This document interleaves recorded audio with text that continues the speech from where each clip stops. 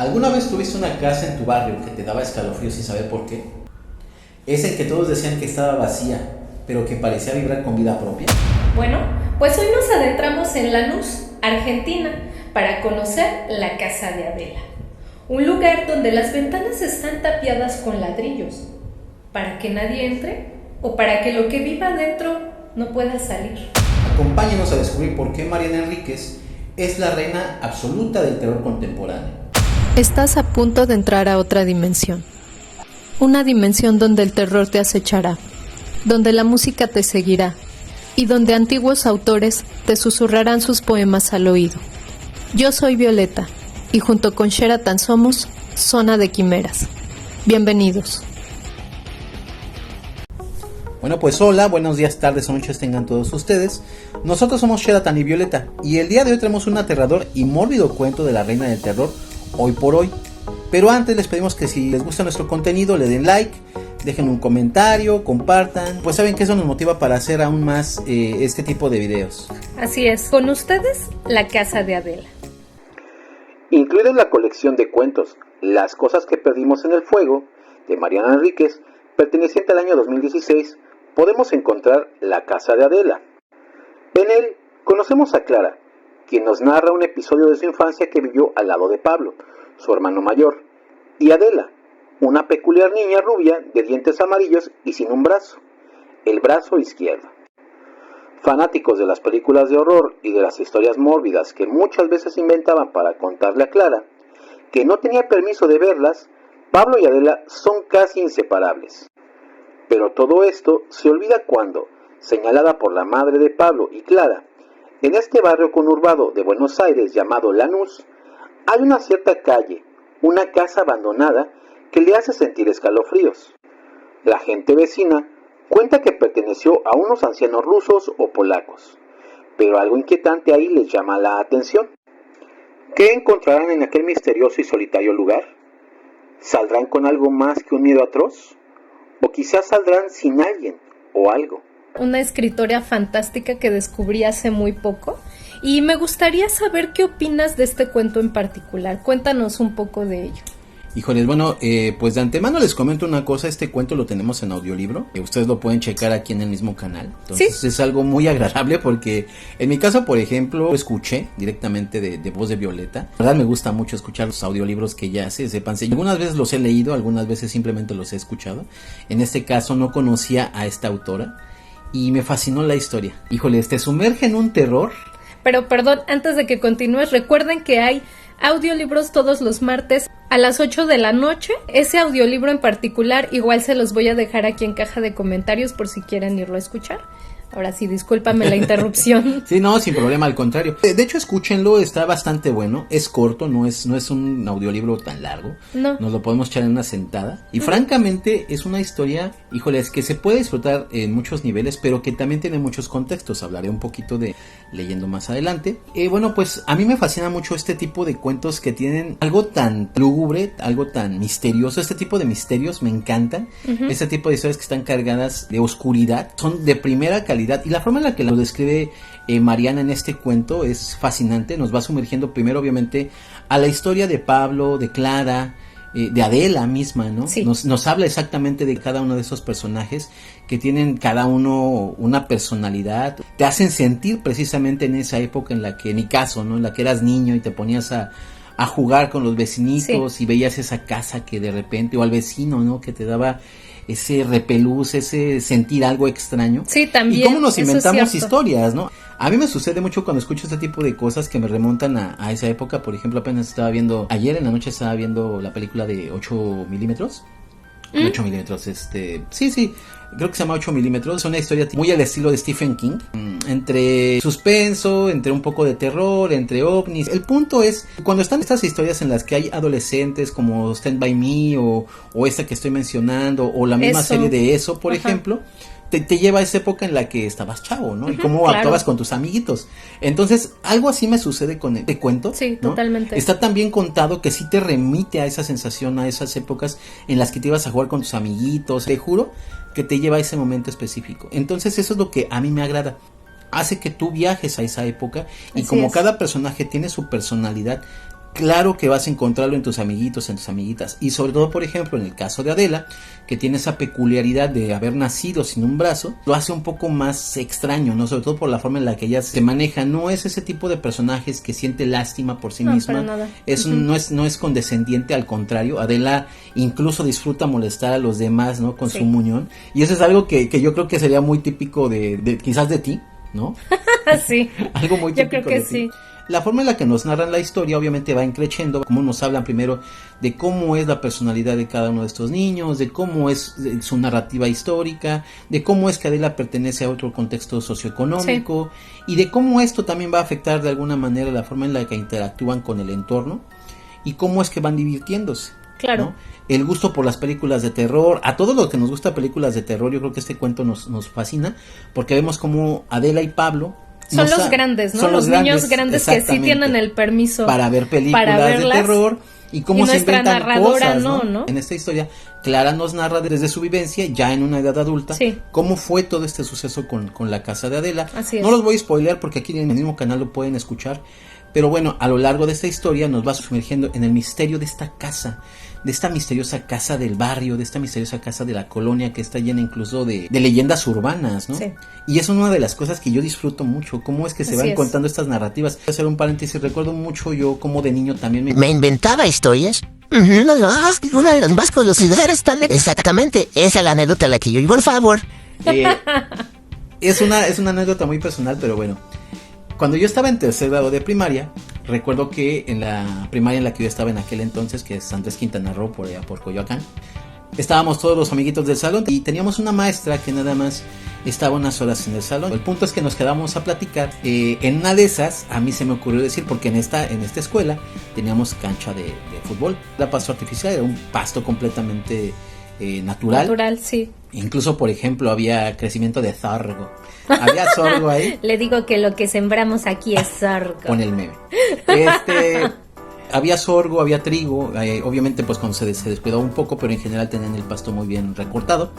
Y en ese lugar, pues me inventé yo la historia de que antes... Y yo les puedo garantizar que todos en México, al menos una vez, hemos escuchado que en nuestra escuela fue panteón. Todas que nuestra escuela está construida sobre un cementerio, etcétera, etcétera. Sí. Bueno, pues yo me armé una historia tan buena y tan creíble que los demás compañeritos del salón se empezaron a acercar. El meollo del asunto no radica ahí. Radica en que incluso les decía que cuando adquirieron este lugar, para no pagar los trámites de haber llevado los cuerpos de un lugar a otro, la cancha de fútbol estaba al natural. Por eso no habían hecho ningún tipo de modificación. Cuando sabíamos que había otras canchas que eran de pasto sintético, con concreto. Entonces, pues todos decían, ¿por qué esta cancha tiene pasto natural? Escucharon toda una narrativa bien elaborada por mí. Yo no sé cómo me inventé tanta madre en tan poco tiempo, francamente. Pues mis compañeros lo creyeron, ¿no? ¿Qué resultó aquí? Pues decidieron comprobar. Dijeron, tú estás mintiendo, que no sé qué. Vayan y chequen. Yo jamás pensé que fueran a hacer una tontería. ¿Qué sucede? Como no teníamos realmente maestra en ese momento, un par de compañeros, uno que se llamaba Iván, otro que se llamaba Irak, se llaman, porque hasta donde se están vivos, pues fueron por una barra de metal y empezaron a picar el pasto. Pues dije, pues estos locos. Veíamos incluso desde la ventana cómo se veía una barra subir y bajar. Y regresó uno de ellos y nos dijo, no manchen, si encontramos algo, parece que cuando sacamos la barra tenía algo rojo como si fuera... Ese fue el grave problema. Yo incluso le metí un poco más, ¿no? Diciéndoles que pues incluso algunos cuerpos estaban frescos y bueno, no, yo un poco más de ideas. Sí, no, yo estaba en lo mío. Tú en Stephen King. El problema aquí fue, después de un rato ya no supimos nada de ellos. No veíamos la barra, no veíamos nada. Escuchamos a un maestro hablarles y ya no volvimos a saber de ellos. Hasta después de un rato. Resulta que regresa el director de la escuela. Pero que aparte picaban y decían que se sentía algo duro, que se sentía algo duro, claro, pues ya habían sacado algo que tenía algo rojo. Ese algo rojo no era óxido. El problema que cuando regresa el director y nos dice, a ver, señores, aquí me dicen que alguien les contó una historia de que la escuela estaba sobre un cementerio y sus compañeritos fueron por una barra y empezaron a picar la escuela. ¿Y saben qué perforaron? Perforaron la tubería de la escuela. Yo estaba que me cargaba el payaso, se los juro que se me bajó la sangre a los pies porque dije, mis papás si se enteran me van a matar. ¿Quién fue el que dijo esta historia? Yo a la fecha, yo no sé si mis compañeros, no sé si no lo dijeron por miedo a la voz del director o no lo dijeron por solidaridad. Yo no lo creo, yo no creo que fuera lo segundo. No. Yo creo que más bien se intimidaron por el director y no quisieron decir nada. Yo nada más, se los juro que yo nada más me encogí, dije que no me señalen. Afortunadamente no me señalaron ni Irak, ni Iván, ni los otros compañeros del salón. Ese día yo me salvé. Yo no dije nada en mi casa, evidentemente. De menso, ¿no? No, de menso lo iba a decir. Y bueno, pues yo después a Irak no lo vi por unos 3 días. Después me enteré que su papá le dio una buena chinga, ¿no? Ay, su papá era muy estricto, no. Y sí le dieron una buena. Obviamente el chistecito de la tubería salió carísimo. No salió precisamente de la escuela. La escuela no se hizo responsable, sino que en este caso pues eran los chamacos que habían cometido pues este detalle, ¿no? Claro. Este tipo de historias que uno se inventa y luego uno se los cree. Durante mucho tiempo uno puede sostener una narrativa, pero ¿qué pasa cuando esa historia es real, ¿no? En este caso yo le estoy platicando una anécdota que terminó entre comillas en una pequeña tragedia en las nalgas de uno de mis compañeros, ¿no? Al otro no le hicieron nada. También tuvo que pagar. Sí, claro, le tocó un buen castigo, yo creo que un buen jalón de orejas. Más para la época, ¿no? Sí. Ya eran los inicios de los 90s, todavía era de los castigos físicos, sí, ¿no? fue como en el 93, fue terrible esa situación para mi compañero. Dijo su hermano que no se había podido sentar por una semana bien, imagínense cómo estuvo el castigo. Yo no quiero saber, su papá era muy estricto, a mí me daba miedo, la única vez que yo visité su casa, me daba miedo el señor, francamente. Dios. Y no, ahora entiendo por qué lo tenía tan cuadrado. Ese cuate era muy juguetón cuando se trataba de jugar, pero cuando decían una orden, se los juro que parecía era muy militar. obediente. Llegó a ver a mi papá ya en la adultez, me ha mandado a saludar varias veces el vato. Pero bueno. Yo que te voy a mandar. Sí, no, saludar. es que no, quizás ya hasta se le olvidó. Yo quiero pensar que ajá, se le olvidó. sí, ¿de quién me habrá contado? Quiero pensar, ¿no? Quiero Tú pensar. en Stephen King, sí, ¿no? Híjoles, no me imagino qué hubiera pasado. También a mí me no, llevaba, te bueno. matan tus papás. Pero bueno, ¿por qué lo menciono? Porque ese tipo de historias en las que uno se ve inmerso te atraen. Sí. Lo que no pudieron controlar fue que mi hermano Pablo y Adela me contaran las películas. Y cuando terminaban de contarme las películas, contaban más historias. No puedo olvidarme de esas tardes, cuando Adela contaba, cuando se concentraba y le ardían los ojos oscuros. El parque de la casa se llenaba de sombras que corrían, que saludaban, burlonas. 20 años después, conservo la fobia. Si veo una escena por casualidad o por error en la televisión, esa noche tomo pastillas para dormir. Y durante días tengo náuseas y recuerdo a Adela sentada en el sofá, con los ojos quietos y sin su brazo, mientras mi hermano la miraba con adoración. Y eso sucede con Pablo. Pablo cuenta también historias, inventa historias con Adela para contarle a Clara. Así entonces muchas veces Clara sí se ve absorbida por ese tipo de historias que se inventan ellos. Parece que tienen un lenguaje particular cuando hablan de esas historias. Y vemos cómo hay una comunidad entre ellos. Eso es lo que a mí me gusta mucho. Por eso les contaba esta anécdota. Porque te remite a esos momentos y a esas anécdotas. Totalmente. Entonces esa es la parte emocional bonita. Y nostálgica. De esta historia muy nostálgica, ¿no? Pero también viene la parte truculenta, en la cual vemos cómo se va desarrollando esta historia hacia una casa que realmente tiene algo. Hay algo en esa casa y no sabemos qué es. Al menos no en esa historia. No se las quiere spoilear realmente. Yo no se las quiero spoilear. No, yo sí voy a spoilear. Ahorita que me toque platicar a mí, voy a spoilear. Vayan a escuchar el cuento, vayan a leerlo. Y ya después regresan para platicar a gusto. A mí me gusta hablar con detalles. Ok, bueno, pues en este caso vemos como más adelante hay una desaparición aquí. La casa va absorbiendo poco a poco la atención de los chicos, principalmente de Adela. Incluso diría que va perdiendo un poco de su individualidad, porque la casa la va convirtiendo en algo que quiere que estén dentro de esa casa. Así es. ¿no? Vemos este tipo de misterio y este tipo como que hasta coercionando, ¿no? Así es, porque los obliga a que vayan. Así de es. una u otra manera tienen que acudir. ¿Qué sucede más adelante en esta casa? Bueno, la desaparición. Vemos las anécdotas que nos cuenta Clara ya en su adultez de cómo vivieron ellos esta desaparición, que de hecho incluso me parece desesperante. Y qué sucede con Pablo, ¿no? Después de este hecho tan trágico.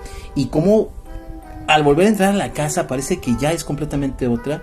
Entonces este tipo de cosas en este cuento son muy misteriosas, son muy terroríficas. La forma en la que está descrita, realmente muy truculenta.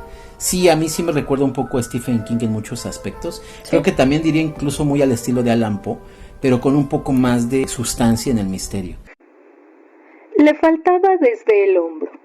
Tenía ahí una pequeña protuberancia de carne que se movía con un retazo de músculo, pero que no servía para nada. Los padres de Adela decían que había nacido así. Otros chicos le tenían miedo o asco. Se reían de ella, le decían monstruita, adefesio, bicho incompleto. A ella no le importaba. Ni siquiera quería usar un brazo ortopédico. Le gustaba ser observada y nunca ocultaba el muñón. Si veía repulsión en los ojos de alguien, era capaz de refregarle el muñón por la cara o sentarse muy cerca y rozar el brazo del otro con su apéndice inútil hasta humillarlo, hasta dejarlo al borde de las lágrimas. Leyendo un poquito más acerca de este cuento, que ya escuchamos un fragmento, hay una curiosidad. Bueno, todos sabemos que en Argentina se vivió pues una dictadura. Así es. ¿No? Este cuento tiene muchas referencias a todo lo que sucedía durante esta dictadura. Vemos que había muchas casas en las que desaparecían personas.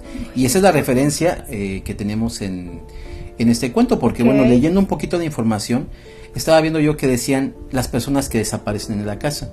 Ajá. Era una referencia a lo que se decía en Argentina. Precisamente esa frase de las personas que desaparecen en esa casa, hablaban de que esas eran casas de seguridad, o eran casas que utilizaba el gobierno de la dictadura para desaparecer a vecinos, para desaparecer a disidentes, para desaparecer a gente. Homosexuales también había mucho. Así es, y en este caso la escritora utiliza estas frases y esta casa como una referencia a la época de la dictadura que vivieron en aquel entonces. Y yo creo que ahora que lo mencionas, fíjate que yo no conocía esta referencia, pero ahora que lo mencionas, yo creo que también a las ¿no? Así porque es. menciona los dientes y las uñas. Ay, exactamente. ¡Qué horror! Eso lo hace todavía más horrible de lo que es el cuento. Así es. ¿no? También está, pues obviamente que el hecho tú lo puedes consumir perfectamente como una lectura de terror, una lectura de misterio. Funciona de ambas maneras.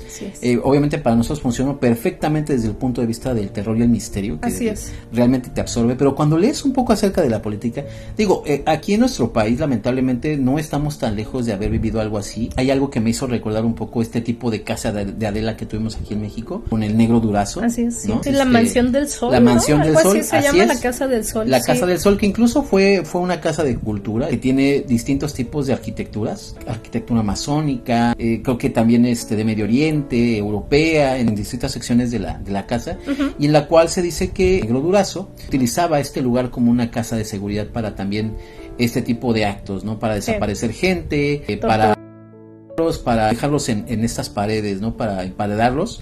Qué horror. Y incluso se decía que tenían un altar a una niña ahí en este lugar. Realmente hay muchas casas de Adela en cualquier parte del mundo donde ella se haya vivido este tipo de cosas. De regímenes, ¿no? Tipo de regímenes. Me acuerdo incluso de un cortometraje que vimos también que pertenecía a Chile, donde también los vecinos escuchaban. La casa de al lado era. La casa de al lado. Muy buen cortometraje. Sí, claro, ¿no? Y bien desgarrador, ¿no? Ponerte horrible. a pensar cómo se vivía en aquel entonces, ¿no? No son tan ajenas, pero por ejemplo, para quienes hayamos leído un poco de este tipo de temáticas o nos interesa un poco de este tipo de temas, nos viene a anillo al dedo. Es de perfecta lectura, definitivamente ese cuento. Y como un dato extra, en este cuento de la casa de Adela no nos dicen qué pasa con Adela realmente, solamente sabemos que la casa la absorbe, pues se la consume, ¿no?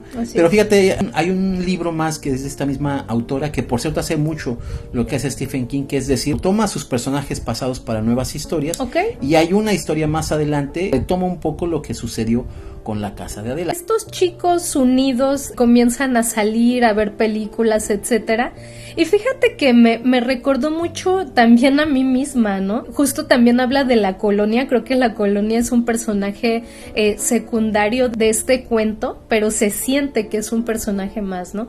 No es únicamente un lugar en donde se desarrolla la historia, se siente como un personaje que también creció, que también mutó y que en este caso involucionó. Un lugar, una colonia que era segura para los niños hasta cierto punto, porque sabemos de la existencia de esta casa, era segura para los niños salir a jugar. Ahora ella lo menciona que pues está lleno de malvivientes, de inseguridad, etcétera, ¿no? Fíjate que esto me recordó muchísimo el departamento donde vivía mi prima Belinda. Le mando un saludo si nos está viendo a ella y a Victoria. Y pues salíamos a jugar nosotras, ¿no? Ella vivía en un 5º piso, vivía hasta arriba del edificio. Y pues salíamos a jugar, ella andaba en su bicicleta, jugábamos al fútbol, en fin, de todo. Salíamos a comprar dulces. Todo esto prácticamente sin supervisión, ¿no? No había más supervisión que de repente, de vez en cuando, la tía Vero gritando a ver qué hacíamos desde el 5º piso, asomada, ¿no? O sea, imagínense, eso hoy en día es sí, imposible. Claro. Imposible, ¿no? Porque dices, oye, si algo le pasa al niño, yo en un 5º piso, de aquí a que abajo ya se lo robaron, Pues ya sí, le hizo algo. Cualquier cosa. ¿No? Y más aún en este lugar, fíjate que es muy triste porque este lugar donde ellas vivían se fue infestando de gente malviviente. Empezaron a vender vitaminas de la calle, ciertas personas, me parece que incluso eran del departamento de enfrente, y poco a poco fueron haciéndose de más apartamentos en ese mismo edificio, o sea, imagínate. Híjoles. Entonces, esto fue creciendo hasta que el lugar completo se llenó de esta gente malviviente, y hoy en día hasta ¿sabes? O sea, imagínate. Afortunadamente ya no viven ahí, pero cuando todavía estaban antes de cambiarse de casa, todavía les tocó incluso que les rompieran un vidrio, imagínense, hasta el 5º piso de una perdida. Era la verdad algo horrible, algo impensable. O sea, cuando nosotras jugábamos de niñas jamás nos imaginábamos, ¿no? Que algo así de horrible fuera a convertirse este lugar. Claro. Me recordó también mucho esta atmósfera del cuento. Obviamente también estos detalles específicos que menciona Clara en su relato, como el olor del cabello de su madre, su aliento a chicle de menta, ¿no? Toda esta nostalgia, toda esta atmósfera que va construyendo en pocos fragmentos realmente, con pocas frases. Y la forma en la que lo hace es una construcción perfecta, porque Así es. Muchas veces cuando tienes un buen escritor de por medio, con muy poco te pueden dar la sustancia suficiente para que tu mente construya un personaje y que tú te puedas sentir identificado o que puedas crecer con él. En este caso, en la casa de Adela, tenemos este tipo de construcción. Los personajes tienen una buena construcción. Así es. Y son muy orgánicos, ¿no? Muy orgánicos, y en este caso también les digo la atmósfera, o sea, la atmósfera que construye de esta época que ya no va a volver, ¿no? Y que a la vez se quedó contigo, de algo tan horrible que pasó, pues por que algo los Clara marcó lo narra, de por ¿no? vida, ¿no? Sí, claro. Así es. La casa no tenía nada de especial a primera vista, pero si se le prestaba atención, había detalles inquietantes. Las ventanas estaban tapiadas, cerradas completamente con ladrillos, para evitar que alguien entrara o que algo saliera. La puerta de hierro estaba pintada de marrón oscuro. «Parece sangre seca», dijo Adela. Y la casa zumbaba como un mosquito ronco, como un mosquito gordo. Vibraba. Definitivamente creo que Adela es un personaje completamente resaltable, ¿no? Es el personaje que resalta en este cuento. Cómo la describe Clara, el hecho de que tenía este muñón, obviamente de su amputación, y que contaban historias diferentes tanto sus padres como Adela, ¿no? Así Adela, que le gustaban estas historias mórbidas también que tenían que ver con animales y cosas así. Me parece un personaje justamente muy oscuro, que ella misma sabía que había esta oscuridad en ella, y que en este caso, bueno, se veía a simple vista por su deformidad o por su falta del brazo en este caso, y que bueno, evidentemente esto hacía que Adela tuviera muchos bullies en el colegio, ¿no? Estas personas que la veían con cierto rechazo o con franco rechazo, y que evidentemente hay que recordar que de hecho esto siempre ha sido motivo de señalamiento a lo largo de la historia, ¿no? Hay que recordar que hubo momentos en que personas así eran vendidas y eran exhibidas en los circos, ¿no? No hay que ir mucho más allá para ver lo barbáricos que somos el ser humano cuando vemos algo que es ligeramente diferente a nosotros, ¿no? Sí, completamente. Algo que siempre ha sido visto como un tabú, por así decirlo, ¿no? En este caso creo que el hecho de que estas nuevas generaciones han sacado a colación el tema de inclusión ha hecho que también se les mire y se les trate no necesariamente con respeto, sino con cierta condescendencia. Sí, de hecho, ¿no? Yo no diría con cierta, yo diría con mucha condescendencia. Con mucha condescendencia. Porque pues digo, efectivamente tiene el lado positivo de que se les da un poco más de ilusión, de visibilidad, claro. Y de que pues, ellos puedan apropiarse de sus propios derechos tal cual. Así es. Pero digamos que la otra parte es que se sobreprotegido pues a estas personas, sí. Y no se les permite tener un crecimiento pues más amplio, ¿no? Porque es ese arma de doble filo, ¿no? Así es. Y en este caso Adela me encanta porque no permite ninguna de estas dos cosas. Sí, no, ni la condescendencia ni el bullying tampoco, ¿no? Así es. Muy bueno se defiende muy bien, sí, ¿no? Sí. Ella misma sabe que no es una niña pues necesariamente normal. El hecho de que también le atraiga todo esto que es diferente, finalmente es la llave que también a lo mejor la termina atrapando sin salida, ¿no? Efectivamente, de hecho yo lo que estaba leyendo acerca del siguiente cuento, ese sí no se los puedo spoiler porque no lo he leído completamente, lo estaba leyendo de hecho. Ajá. Pero sí parece que tiene que ver con que la ausencia del brazo de Adela no es algo biológico, es algo que va un poco más allá, entonces digo, habrá que leerlo para saber más. Creo que esta casa termina atrapándolos a los tres, aunque la única que se queda en sí físicamente atrapada es Adela. El hecho de cómo los marcó esta vivencia a los dos hermanos, obviamente también la casa los atrapa, ¿no? Así los es. Atrapa completamente. Y pues también Adela es descrita por Clara como esta niña que no le daba asco, digamos, su muñón, ni la rechazaba por esta razón. Sin embargo, nos menciona otras características que son peculiares, por así decirlo, en Adela y que esas sí le dan asco a Clara, como por ejemplo sus dientes amarillos, ¿no? Que llega un punto en el cuento que nos dice, es que no sé si no se los lavaba, o por qué tenía estos dientes amarillos y este tono pálido que le recordaba a las geishas, ¿no? También lo menciona, esta máscara de las geishas. Y híjole, esa idea cuando yo la leí por primera vez en este cuento me dio mucho miedo a mí. Si ya nos siguen de tiempo saben que me dan mucho miedo las máscaras. Hay algo desconocido ahí, ¿no? Siempre esto desconocido nos da miedo, nos da intriga, curiosidad, pero también mucho miedo a lo desconocido, claro, ¿no? Claro. Desde que Pablo se mató, vuelvo a la casa. Adentro, cuando el sol la ilumina, se ven vigas y el techo agujereado, y basura. Los chicos del barrio saben lo que pasó ahí dentro. No me animo a entrar. Hay una pintada sobre la puerta que me mantiene afuera. Acá vive Adela. Cuidado, dice. Imagino que le escribió un chico del barrio en chiste o desafío, pero yo sé que tiene razón, que esta es su casa, y todavía no estoy preparada para visitarla.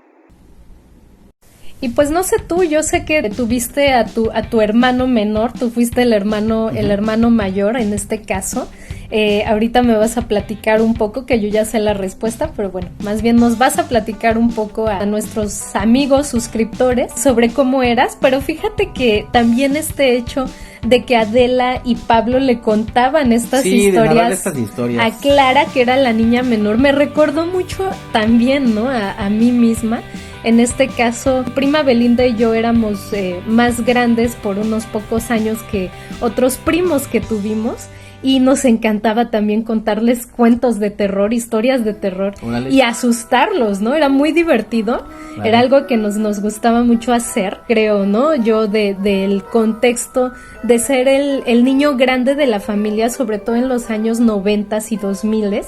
Igualmente a mí me tocó que me contara muchas historias de terror y cosas locas mi tío Juan Manuel. Viví yo mucho tiempo muy cerca de él, y que se inventaba estas locuras que casualmente tenían relación con algo que yo estaba viviendo, como cuando yo iba a hacer mi primera comunión y me contó una historia de una niña que le iban a hacer tamales para su primera comunión, pero entonces la olla explotó y se quemó todo y la niña se murió quemada y ahora se aparecía, ¿no? Y cosa curiosa, también me iban a hacer tamales mi abuelita, ¿no? Entonces eran estas historias locas que yo decía, o sea, obviamente no le creía nada, ¿no? Llegó un punto en el que decía, ay, nada más me está molestando. Pero creo que era este contexto de niños mayores, ¿no? Sobre todo en estos años, Tú como hermano mayor. No, yo fui un fracaso. ¿Cómo como eras? Hermano. Yo en ese sentido, ya lo sabes perfectamente, fui un fracaso como hermano mayor. Porque Así es. yo no acostumbraba a hacerle bullying a mi hermano. De hecho, la única vez que yo le hice algo pesado, realmente pesado, fue cuando él era un niño, estaba en pañales, creo que tenía como 4 años, 3 años, no sé. En Morelos creo que estábamos, y encontré una máscara de un viejito y me la puse y pues le di un sustote tremendo a mi hermano, salió gritando y llorando. Pero creo que desde ese entonces me entró un remordimiento y nunca pude volver a hacerle algún tipo de, contarle alguna anécdota de terror para que se asustara. Todos el menso era bien cobardica, pues nosotros vivíamos en una casa muy sencillita. Y después de que veíamos películas de terror, él me despertaba a las 3 de la mañana, 4 de la mañana, a la hora que se parara, para que lo acompañara al baño, porque le daba mucho miedo. Pero yo, de mi parte, nunca fue que yo le contara algo, no llegaba a ser pesado con él. ¿Sabes qué pasa? Como tuve muchas situaciones, a mí se me hacía muy difícil ser pesado con los demás. No es porque no quisiera, pero el problema es que yo me sentía culpable y no podía hacerlo, y mucho menos con mi hermano. Entonces tenía como la hermano noción, mayor. Sí, tenía la noción de que no era mi misión molestar a mi hermano, sino estar para él, ¿no? Pero no molestarlo. La verdad es que me doy cuenta que pues todos mis compañeros, ¿sabes? Siempre de repente buleaban a sus hermanitos, porque era parte del cotorreo de ser hermano, ¿no? Así es. Yo ahí no pude, a excepción de cuando ya éramos más grandes, ¿no? Ya era un poco más pesado, pero sí, ya era un contexto completamente distinto, ¿no? Bueno, pasando a otro orden de ideas, el final de este cuento, que obviamente, como les mencionamos, tiene mucho este tono de nostalgia, mucho este tono de la infancia y de este entorno conurbado también. Obviamente es un cuento de terror y como tal pues se manejan estas capas, pero también a lo mejor el tono de la culpa. Y fíjate que justamente este detalle me hace pensar, ¿no? El hecho de que a lo mejor Pablo sentía la culpa de haber sido quien invitó a Adela y que Adela se convirtió en alguien completamente obsesionado con este lugar, y que sentía esta culpa y finalmente lo llevó a cometer autólisis ya siendo mayor, teniendo 22 años. De esta casa que, tomando el punto de vista sobrenatural, me imagino que más bien era, como bien menciona también en cierto punto el cuento, una máscara de algo más, o algo o alguien que habitaba en esta cáscara, ¿no? Que hacen este juego de palabras. De hecho, sí. De cáscara y máscara. Incluso dice que zumbaba, ¿no? Esta presencia hambrienta que quería jalar personas y finalmente comerlas, ¿no? Sí, absorberlas. Así es. Por lo poco que ya estaba leyendo en el otro cuento, pues aparentemente todos ya estaban señalados de alguna manera. Y ya era como su destino. Como en Jeepers Creepers. Ajá, algo así. Ya estaban como señalados por esta entidad, esta casa. Es que me recuerda un poco también al manga de Junji Ito. Ajá, ay, qué bueno es. Orgánica, ¿no? Cómo se va acercando esta ventana. Está horrible. Está genial, que también la tienes que traer, traer al programa. Sí. Pero definitivamente tienen estos paralelismos, ¿no? Así es. El cuento se llega a este punto de no retorno y este punto álgido del horror. El también pensar en aquellos estantes de vidrio que contenían estas uñas y estos dientes me parece algo verdaderamente grotesco y horrible, pero aún más pensando que eran producto de algo real, de algo palpable, y que eran estas tortugas. Ahí te va exactamente esta referencia. Obviamente había muchas osamentas, muchas cosas que se llegaron a encontrar tiempo después en fosas clandestinas, en lugares turbios. También me hizo recordar acerca de un criminal, vamos a ponerle esa palabra, un criminal en serie. Llegó a morir ya de anciano y fue por eso que falleció. Y pues hasta tiempo después se encontró la misma policía haciendo una pequeña revisión, sacando el cuerpo de esta persona, encuentran globos oculares en unos frascos, aparentemente eran de raptaba personas. Fue de esas personas que llegó al fin de su vida.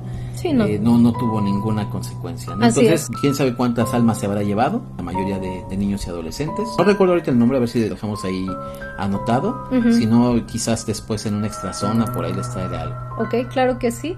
Sí, y pues es este punto en el que obviamente llega a esta cota máxima de horror, y que también me gustó mucho que aparte de este horror que es mucho más palpable y también referenciado a estas cuestiones reales políticas que hubo en su país. En su país, claro. Aparte mete estos conceptos sobrenaturales atmosféricos que me gustaron mucho, cuando por ejemplo nos habla de habitaciones que no terminan, o que en todo caso el ojo humano no logra distinguir dónde se encuentra su límite, ¿no? Así es. Me gusta mucho imaginarme ya en esta cota de horror a esta casa absorbiendo, alimentándose como una planta carnívora completamente grotesca y siniestra, lista para atrapar a niños y personas curiosas, ¿no? Este misterioso zumbido que una vez que ya se alimentó, se detiene.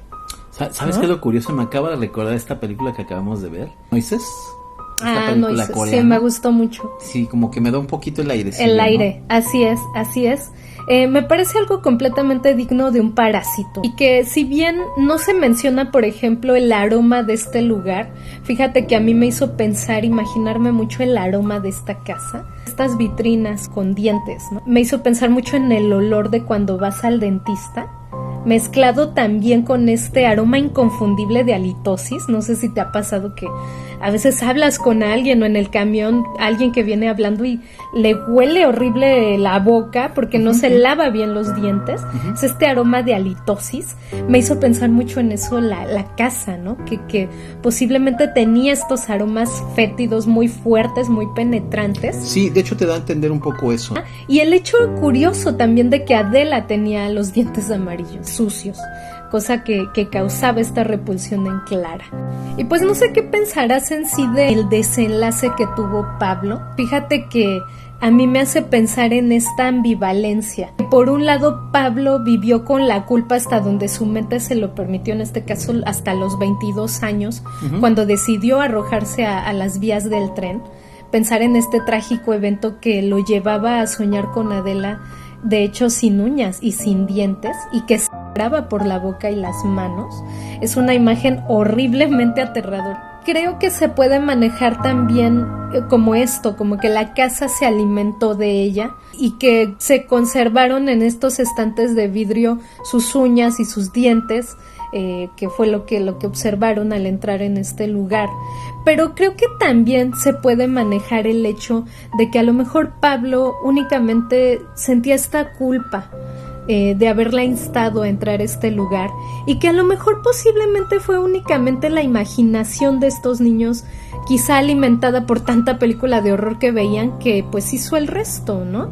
Tiene como que esta ambivalencia. ¿Piensas que era la culpa o que sí era algo sobrenatural? Yo creo que la culpa era lo más normal, porque al final de cuentas veían... La culpa sí o sí estaba ahí. Sí, la culpa estaba ahí. Sí. Pero definitivamente, pues sí, ya de ahí en adelante creo que es un cuento que te sumerge a lo sobrenatural. Entonces, connotaciones que yo hablaba acerca de la política están implícitas. Pero sí, creo que la narrativa está construida para algo sobrenatural, algo que no se tiene por qué explicar. De hecho, es una de las cosas que en este tipo de cuentos quizás yo valido un poco más el hecho de que no te digan todo, dejarlo un poco abierto por ciertos detalles, ¿no? Porque aquí, digamos, no sabemos nada de la casa, no sabemos realmente nada, salvo lo que ellos nos cuentan, lo que ellos alcanzan a ver. Entonces yo pienso que la culpa está ahí, pero no creo que sea un invento de su imaginación. Y fíjate que a mí lo que me hace pensar que de hecho no era únicamente la culpa, sino que de hecho sí había algo en esta casa, es la manera en la que fue encontrada el cuerpo de Pablo, ¿no? Se nos menciona el hecho de que su brazo izquierdo se encontraba en medio de las vías, completamente separado del cuerpo y del tren, ¿no? Como si alguien lo hubiera arrancado y lo hubiera colocado hasta en medio de los rieles. Quizá Adela, ¿no? No sé, me hace pensar como que a lo mejor Adela se vengó de Pablo de alguna manera. Y le arrancó su brazo izquierdo. Yo diría que más bien la casa, Yo diría que más bien la casa, cuando hay lugares de este tipo, se alimentan y son capaces de expandirse. Yo creo que Pablo nunca salió realmente de ese lugar. Adela fue quien fue absorbida, por cuestiones de que ella fue la que se adelantó a ellos. Pero no necesariamente tenía que haber sido ella, y el hecho de que quizás esta casa lo hubiera absorbido pues hizo que se extendiera, porque al final Pablo nunca estuvo en paz. Desde el momento en el que Adela desapareció, él ya no vivió en paz, él ya solamente pues sufrió, ¿no? Todo este tipo de situaciones mentales que le llevaron al extremo, la autólisis. Y realmente yo pienso que más bien fue la casa la que se extendió. Mariana Lorena Enríquez Ledesma nació en Buenos Aires el 6 de diciembre de 1973. Es escritora, periodista y docente. Se especializa en el género del terror y algunos de sus libros más reconocidos son Bajar es lo peor, de 1995, Cómo desaparecer completamente, de 2004, Los peligros de fumar en la cama, de 2009, o Las cosas que perdimos en el fuego, de 2016. Ha ganado varios premios, entre ellos el Premio Ciudad de Barcelona en 2017. 5 premios diferentes por su novela de 2019, Nuestra parte de la noche, y el Premio Iberoamericano de Letras José Donoso en 2024. Pues sin duda una gran escritora que le tienen que echar un ojo a sus cuentos y a sus libros. Yo hace muy poco supe de ella. Definitivamente llamó mi atención que la apodaran la reina del terror. Por eso fue que dije, a ver, vamos a ver si es cierto o no. Decidí leer algunos de sus cuentos y wow, ¿no? Fue de hecho, La casa de Adela, el primero que leí. Uh-huh. He leído algunos otros que también me han gustado mucho. Hay uno por ahí que ahorita no recuerdo el nombre, que habla de unas chicas que juegan a la Ouija.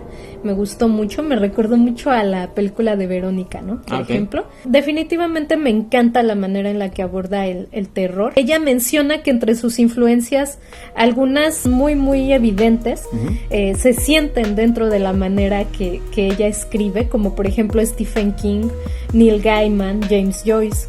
Pero también menciona algunos otros, como por ejemplo Alan Moore, uh-huh, Silvina Ocampo, Jorge Luis Borges o William Faulkner, ¿no? Y tiene justamente esto, ¿no? Estos entornos suburbanos muy marcados en sus libros, y es donde podemos notar sus influencias, ¿no? Claro. Que sin embargo es muy original ella. A mí se me hace una pluma muy interesante y muy propia, ¿no? También como que mucho de su identidad como persona argentina, y mucho más ahorita que nos comentaste esto. Sí, claro, ¿no? Y es que como escritor obviamente la forma en la que describe todo, nota que ella tiene una propia identidad. Así es, ¿no? Mezcla muy bien, constituye muy bien su terror dentro de la psique humana, pero también muy intrínsecamente desde los barrios, ¿no? Exacto. Desde estas calles de la infancia. Ese tipo de cosas son las que permiten que quizás uno como lector pueda disfrutar un poco más, un poco de lectura que se siente más a tu alcance, lo que tú puedes sentir algo más palpable o una experiencia, ¿no? Sí, te puedes identificar, ¿no? Así es. Y que también tiene esta suciedad propia de la maldad humana. Así es. En varias ocasiones menciona detalles, por ejemplo, de abusos íntimos en algunos de sus libros, y lo hace de manera cruda, pero construyendo esta misma narrativa del horror, ¿no? Bastante bien elaborada. Definitivamente tienen que echarle un ojo a su pluma, y que también me recuerda justo a Stephen King, ¿no? Que de un párrafo a otro que te hace sentir algo sublime, algo hermoso, al terror más puro, ¿no? Así es algo magnífico que hace Stephen King, y que se nota también la influencia en Mariana Enríquez. Pero bueno, ¿algo más que tengas que agregar? Pues nada, que se le echen una revisada a esta escritora, realmente la van a disfrutar, y escuchen el audiolibro, también está genial. Está muy bueno por si ustedes están haciendo algo y quieren escuchar toda la narrativa por Violeta. Solamente saludarlos, decirles que por favor nos dejen comentarios, que compartan por favor, para que pues podamos seguir creciendo, ¿no? Así es, yo por mi parte igualmente voy a buscar el libro de Cómo desaparecer completamente. Ese me llamó mucho la atención porque tiene el nombre de una canción de Radiohead. Ajá. Dije, caray, ese lo quiero leer, la verdad. He ido a algunos otros cuentos, como les mencionaba, bastante interesantes, aunque también tiene narrativas, les decía, muy crudas, ¿no? De ciertos detalles. Pues a ver, porque en este caso hay muchas palabras que vamos a tener que censurar en este programa. Digo, sí, lamentablemente sabemos que papi YouTube se pone muy especial con todo, entonces uno tiene que deberíamos sacar un diccionario, todos los que nos dedicamos a hacer contenido, un diccionario de palabras o palabrejas para sustituir a otras, ¿no? Sí, yo suelo buscar sinónimos para no tener ese como autólisis, por ejemplo, ¿no? O este tipo de palabras, pero a veces es complicado, es como de... Claro, eso de desuscribirse de la vida está suena medio extraño, ¿no? Sí. O bueno... Salió del chat. Ándale, cosas así. Pero bueno, pues lamentablemente sabemos que no lo hacemos porque no queramos referirnos a las cosas como son. Lamentablemente, pues papi YouTube se pone especial. Y oye, aparte de eso, sí deberíamos de buscar el cuento, que les digo, no es secuela de este cuento, es simplemente toman parte de esta historia y ya nos dan un poquito más de información de lo que probablemente le pudo haber pasado o de dónde proviene esta situación de la casa de Adela. Okay. Pero mientras échense el cuento de la casa de Adela como misterio y como terror, está de primera. Fantástico. Pero bueno, nos vemos a la próxima. Los amamos. Bye. Bye.